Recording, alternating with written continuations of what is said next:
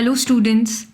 In last videos, in previous videos, we have talked about meaning of business environment, features of business environment, its importance, and we have started the topic dimensions of business environment, and we have already discussed micro environment. There are two main dimensions, micro environment and macro environment, and we have already discussed the micro environment in our previous video. You can go and check out that video. So without wasting any time, let's start with our today's topic, that is macro environment. So इसमें क्या क्या आता है, what includes this macro environment? Okay, so to explain the 5 dimensions of the business environment, PESTEL analysis, I have broken them down with real world examples and a visual guide. This framework helps businesses understand the external forces that create both opportunities and threats. तो अब इसमें मैं क्या कह रही हूँ कि जो मैक्रो एनवायरनमेंट है इसकी 5 मेन डायमेंशंस हैं, जिसके लिए ये एक्रोनिम है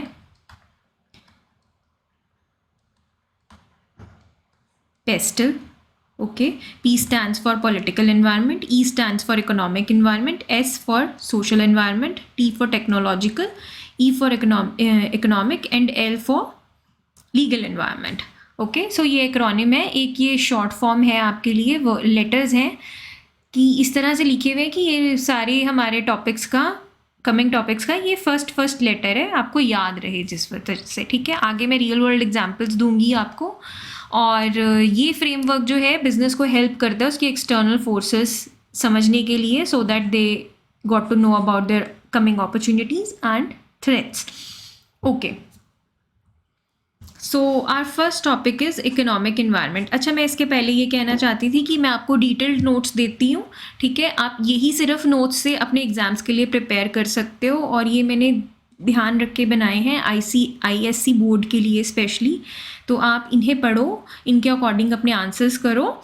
आपको कोई ज़रूरत नहीं है अगर आप किसी और चीज़ से नहीं पढ़ना चाहते हो, so they are enough. Okay, and अगर आप मेरी क्लासेस ज्वाइन करना चाहते हो तो आप मेरे को, मेरी मेल आईडी है tashuskafe@gmail.com. आप मुझे इस पर कॉन्टैक्ट कर सकते हो फर्दर नोट्स के लिए और क्लासेस के लिए. So our first dimension is economic environment. So what is economic environment? This category focuses on the economic factors that directly influence a business's operation and purchasing power. देखो ये ना थोड़ा सा complicated topic है इस chapter का. ठीक है, तो आपको ध्यान से समझना है, और जो words हैं यहाँ पे ये सारे key words हैं, आपको यही words के साथ इनको explain करना है. ठीक है, तो मैं आपको help कर रही हूँ, मैं detailed notes दे रही हूँ, आप यही पढ़ सकते हो. सो ये वो इन्वायरमेंट है जिसमें हम इकोनॉमिक फैक्टर्स पे ही फोकस करते हैं, जो बिज़नेस की ऑपरेशंस मतलब उसकी डे टू डे एक्टिविटीज़ और उसकी परचेजिंग पावर को अफेक्ट करता है. सो एग्जांपल के लिए देखते हैं, इन्फ्लेशन रेट्स हो गए, इंटरेस्ट रेट्स हो गए, GDP ग्रोथ हो गई. इन्फ्लेशन रेट कैसे? When inflation rises the cost of raw material increases. Obviously महंगाई बढ़ गई है, आपकी कॉस्ट ऑफ मटेरियल की कॉस्ट इंक्रीज हो जाएगी. For a company like Ford, this means spending more on steel, rubber and energy, forcing them to either raise car prices or accept lower profits. देखो दो ही ऑप्शन है, अगर वो अपने car के प्राइजेस, अपने प्रोडक्ट के प्राइजेस नहीं बढ़ाएंगे तो उन्हें क्या होगा, लोअर प्रॉफिट्स होंगे, या उन्हें क्या करना पड़ेगा, अपने कार के प्राइजेस बढ़ा देंगे so that they can get good profits again. Okay, so इस तरह से ये हमारे बिजनेस की परचेजिंग पावर को और उसके ऑपरेशंस को अफेक्ट करता है. Interest rates next. Interest rates कैसे? When central banks raise interest rates. अब सेंट्रल बैंक ने क्या किया, इंटरेस्ट रेट बढ़ा दिए. Borrowing money becomes more expensive for both business, making it harder to expand and consumers. अब बोरो मनी मतलब business के लिए भी मनी बोरो करना मुश्किल हो जाएगा, एक्सपेंसिव हो जाएगा एक्चुअली, और कंज्यूमर्स के लिए भी जो उनकी भी परचेजिंग पावर है वो कम हो जाएगी. अगेन उनके लिए भी बोरो करना मुश्किल हो जाएगा क्योंकि इंटरेस्ट रेट बढ़ा दिया है.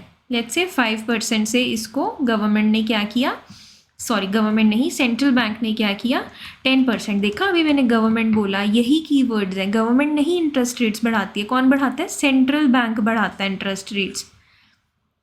So this can reduce demand for high cost items like homes and vehicles. ठीक है, अब कंज्यूमर के पास परचेजिंग पावर ही नहीं है, उसके लिए लोन लेना ही एक्सपेंसिव हो गया है, तो उसकी जो है डिमांड कम हो जाएगी घर को लेके, व्हीकल्स को लेके। Next is GDP growth. A strong growing economy means consumers have more disposable income to spend on products, which is a massive growth opportunity for retail businesses. अब क्या कह रहे हैं, एक strong growing economy मतलब जहाँ पे consumers के पास more disposable income है, मतलब उनकी purchasing power अच्छी है, तो वो क्या करेंगे, वो प्रोडक्ट्स पे स्पेंड करेंगे, जिससे कि क्या होता है, मैसिव ग्रोथ अपॉर्चुनिटी मिलती है बाकी बिजनेसेस को। ठीक है, तो जीडीपी ग्रोथ रेट अगर आपका अच्छा है तो मतलब दैट मीन्स कंज्यूमर्स की जो है मार्केट में परचेजिंग पावर अच्छी है, डिस्पोजेबल इनकम अच्छी है, और वो प्रोडक्ट्स खरीदेंगे, जिससे मैसिव ग्रोथ अपॉर्चुनिटी है बाकी बिजनेसेस के लिए। बिजनेसेस और इन्वेस्ट करेंगे नेक्स्ट बिजनेस में। So this is our economic environment, that's very simple. वो फैक्टर्स जो बिजनेस की ऑपरेशन और परचेजिंग पावर को अफेक्ट करते हैं, और एग्जाम्पल के लिए inflation rate, interest rate, GDP growth. Next is our social environment. Social environment क्या है, नाम से ही पता चल रहा है इसका भी। This area considers the cultural and demographic aspects of given population. ठीक है, जो भी आपकी पॉपुलेशन है उसके कल्चर को टारगेट करता है, और डेमोग्राफिक वहाँ की टेरिटोरियल नीड्स क्या हैं। अब एग्जाम्पल के लिए देखते हैं demographic shifts in countries with an ageing population. किस चीज़ की डिमांड होगी, लाइक जापान और Germany. Companies like health care providers, pharmaceutical firms and pension funds see increase demand, क्योंकि वहाँ पे क्या है, एजिंग पॉपुलेशन ज़्यादा है। अब इंडिया में क्या है, इंडिया में ज़्यादा यंग पॉपुलेशन है, तो यंग पॉपुलेशन के होने से क्या होगा, ज़्यादा यहाँ पे जो है लेबर की डिमांड, सप्लाई ज़्यादा होगी, और यंग एजुकेशन की डिमांड होगी ज़्यादा। ठीक है, तो ये इस तरह से बिजनेस को इफेक्ट करता है। Next is cultural trends. वहाँ के कल्चर ट्रेंड्स क्या है। The global shift towards health and wellness has created a $multi-billion market for organic foods. आपने देखा होगा आजकल हर चीज़ ऑर्गेनिक चाय, organic potatoes, organic vegetables, organic oils, हर चीज़ पे ऑर्गेनिक का एक टैग होना बड़ा इम्पॉर्टेंट सा माना जाने लग गया है। ठीक है, क्यों, क्योंकि जो हमारा ग्लोबल शिफ्ट है वो किस तरफ जा रहा है, हेल्थ के टुवर्ड्स और वेलनेस के टुवर्ड्स जा रहा है। जिनकी मेंबरशिप्स बढ़ गई हैं, जिम्स बढ़ गई हैं, हमारे वेरिएबल फिटनेस ट्रैकर्स बढ़ गए हैं like Fitbit, Apple watch, while challenging traditional sugary drink manufacturers. तो अब चैलेंज किसके लिए, जो शुगरी ड्रिंक्स बना रहे थे। आजकल आपने देखा ही है, सब लोग यूट्यूब वीडियोज़ पे और इधर उधर हर जगह पे बता रहे होते हैं that this is not good for you, this is not good for you, for your health to eat, please don't eat this. ठीक है, तो इस तरह से ट्रेंड चेंज हो गया है। Next is traditions and customs. Festivals like Christmas, Diwali and lunar new year create massive annual sales peaks for toy makers. अब क्या हो गया, जब क्रिसमस होता है, दिवाली होता है, तो लूनर न्यू ईयर होता है चाइना में, तो क्या होता है, massive annual sales peaks for toy makers. Toys की डिमांड बढ़ जाती है, कन्फेक्शनर्स की डिमांड बढ़ जाती है। रिटेल सेक्टर में different parts of the world में इन सब चीज़ों की क्या होता है, पीक आ जाता है, किसमें, एनुअल सेल्स में। ठीक है, तो सोशल एनवायरनमेंट में क्या है, कल्चरल और डेमोग्राफिक एस्पेक्ट्स हैं गिवन पॉपुलेशन के। हमने सबसे पहले डेमोग्राफिक शिफ्ट्स की ही बात कर ली कि जहाँ की पॉपुलेशन एजिंग है। फिर नेक्स्ट हमने कल्चरल ट्रेंड्स की बात की है, फिर हमने ट्रेडिशंस एंड कस्टम्स की बात की है। नेक्स्ट है हमारा technological environment, T. Okay, this dimension looks at innovation, R&D. R&D means research and development,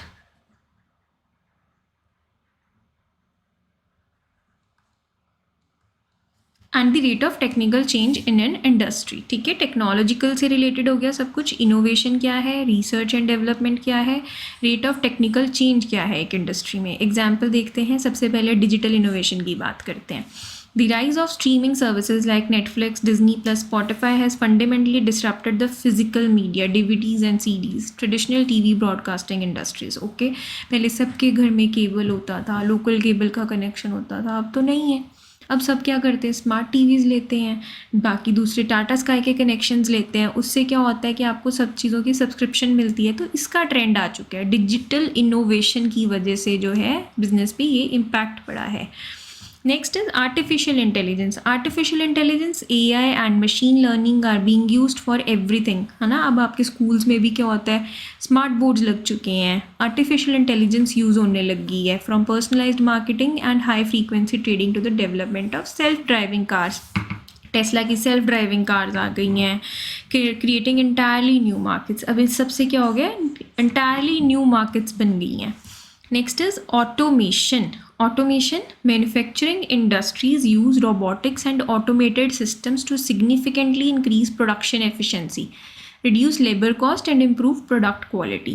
अब क्या हो गया, मैन्युफैक्चरिंग इंडस्ट्रीज़ ने रोबोटिक्स यूज़ करना शुरू कर दिया, ऑटोमेटेड सिस्टम्स कर लिए हैं, अपने आप ही ऑटोमेटिकली काम करते रहते हैं वो लोग. उससे उनकी एफिशिएंसी भी बढ़ गई है और क्या है, उनकी लेबर कॉस्ट कम हो गई है और उनकी प्रोडक्ट की क्वालिटी भी इम्प्रूव होगी क्योंकि हर बार एक जैसा प्रोडक्ट बनेगा. ठीक है, ये था technological environment. Next is R P for political environment. अच्छा, आप इसको किसी भी ऑर्डर में लिख सकते हो. जैसे पी हमने पेस्टल में पी सबसे पहले लिखा था, तो आप इसको पी को सबसे पहले भी एक्सप्लेन कर सकते हो, पॉलिटिकल एनवायरनमेंट को. ठीक है, so this refers to the influence of political. नाम से ही पता चल रहा है, government, political stability and specific political philosophies. कोई पार्टी चेंज होती है तो वो अपनी पॉलिटिकल पॉलिसीज़ लेके आएगी, गवर्नमेंट चेंज होती है वो अपनी पॉलिटिकल फिलॉसफीज़ लेके आएगी, इम्प्लीमेंट करेगी. तो अब इसकी एग्जांपल देखते हैं. Trade policies.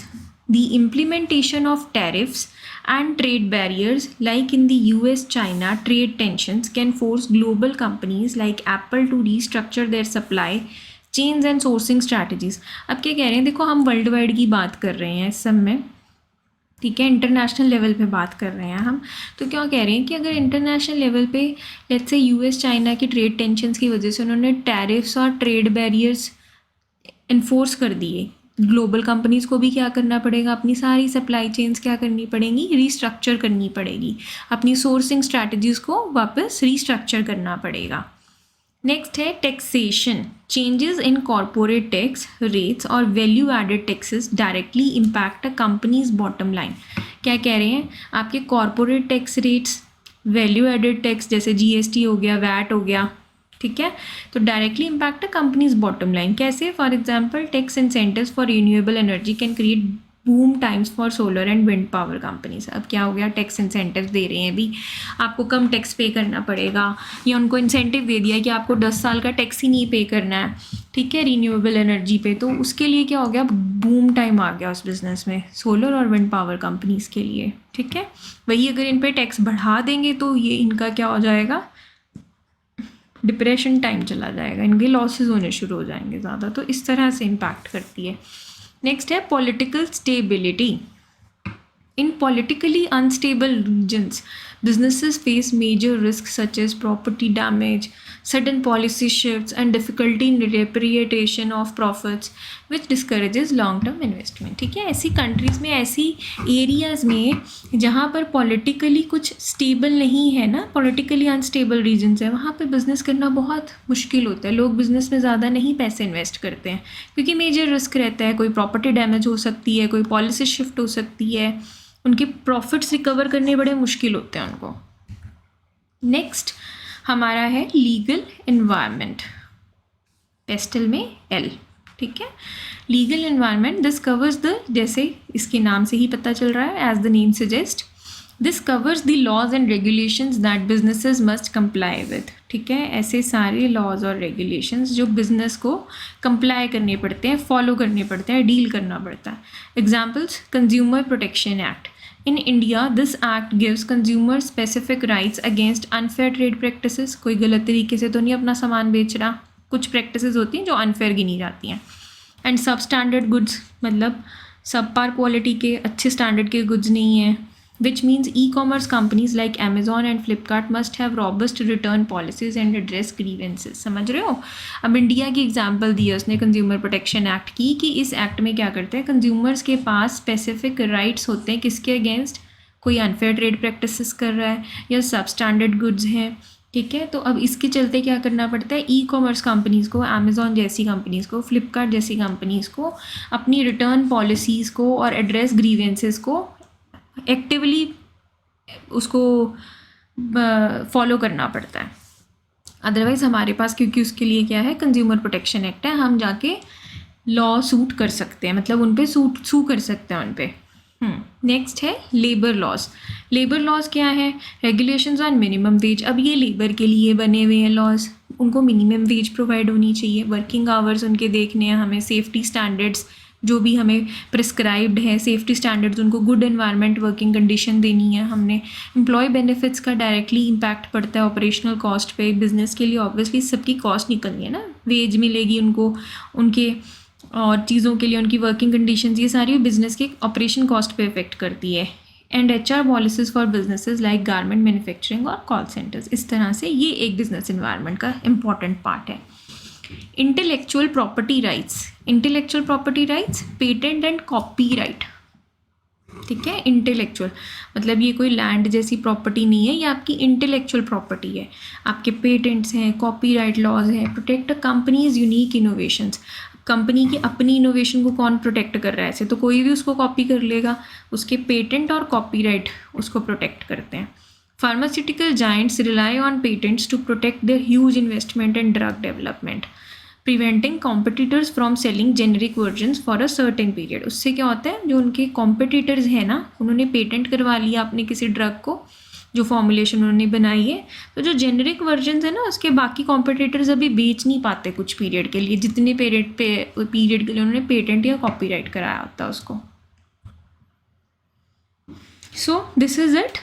ठीक है, अब हम कल बात करेंगे इन्वायरमेंट एनालिसिस की और इसकी स्कैनिंग की। एक ही बात है कि इन्वायरमेंट की स्कैनिंग क्या है। ये लास्ट टॉपिक है हमारे इस चैप्टर का, कल ये चैप्टर ख़त्म हो जाएगा। आई होप आपको ये चैप्टर समझ आया होगा। अगर नहीं समझ आया, कोई भी क्वेश्चन है, कोई भी डाउट है, आप उस पर्टिकुलर वीडियो के कमेंट सेक्शन में बताओ, मैं वो पक्का सॉल्व करूँगी। और क्लासेस के लिए आप मुझे tashuskafe@gmail.com पे कॉन्टैक्ट कर सकते हो, नोट्स के लिए और क्लासेस के लिए। Thank you class.